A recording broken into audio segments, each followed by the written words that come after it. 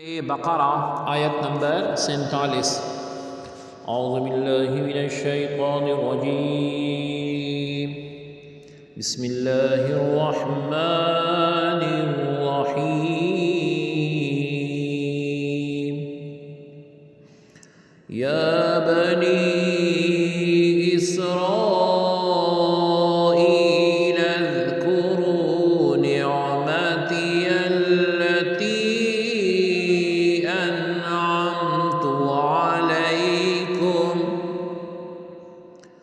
أنعمت عليكم وأني فضلتكم على العالمين۔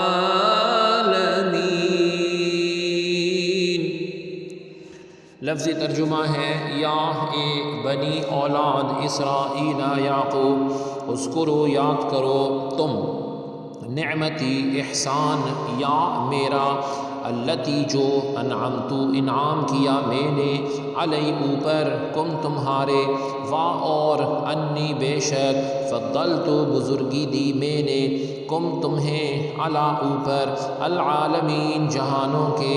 بامحاورہ ترجمہ ہے اے اولاد یعقوب میرے وہ انعام یاد کرو جو میں نے تم پر کیے، اور یہ کہ میں نے تمہیں اس زمانے میں سب لوگوں پر فضیلت دی۔ آیت کی تفسیر میں فرمایا گیا یا بنی اسرائیل اذکروا، اے یعقوب کی اولاد میرا احسان یاد کرو۔ یہاں سے ایک بار پھر بنی اسرائیل کو اللہ تعالی عز و جل کے احسانات یاد کرنے کا حکم دیا گیا ہے تاکہ وہ اللہ تعالی عز و جل کے حبیب صلی اللہ علیہ وآلہ وسلم کی اطاعت ترک کرنے سے ڈریں اور ان پر حجت پوری ہو جائے۔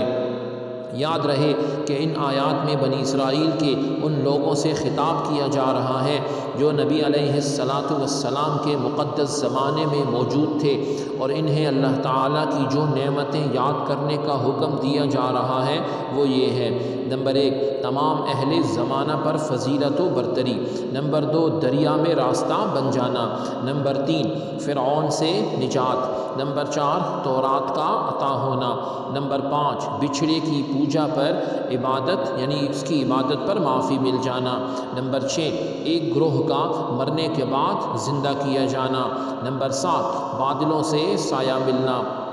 نمبر 8 من اور سلوہ نازل ہونا، نمبر 9 پانی کے 12 چشمے جاری ہونا، نمبر 10 زمینی اناج عطا کیا جانا وغیرہ۔ یہ تمام نعمتیں ان کے آباء و اجداد کو عطا کی گئی تھیں، اور چونکہ جو نعمت آباء و اجداد کو ملی ہو وہ ان کی اولاد کے حق میں بھی نعمت ہوتی ہے، اس لیے ان سے فرمایا جا رہا ہے کہ اے یعقوب علیہ السلام کی اولاد میرا وہ احسان یاد کرو جو میں نے تم پر کیا، اور میرے حبیب صلی اللہ علیہ وسلم کی پیروی کر کے اور ان کے دین میں داخل ہو کر میری ان نعمتوں کا شکر ادا کرو۔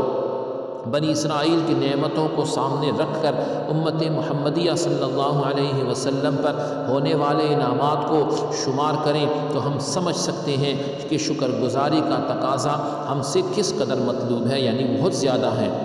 پھر فرمایا انی فضلتکم علی العالمین، میں نے تمہیں تمام جہان والوں پر فضیلت عطا فرمائی۔ اس سے مراد یہ ہے کہ بنی اسرائیل کو ان کے زمانے میں تمام لوگوں پر فضیلت عطا کی گئی، اور جب نزول صلی اللہ علیہ وسلم کی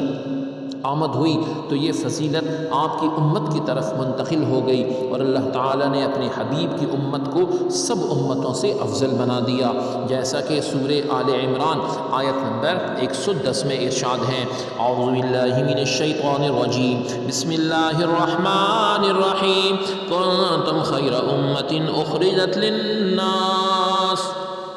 اے مسلمانوں تم بہترین امت ہو جو لوگوں کی ہدایت کے لیے ظاہر کی گئی۔ سبحانک اللہم و بحمدک، اشہد ان لا الہ الا انت، استغفرک و اتوب الیک، وصلی اللہ تعالی علی خیر خلقہ محمد وعلی آلہ و اصحابہ اجمعین برحمتک یا ارحم الراحمین۔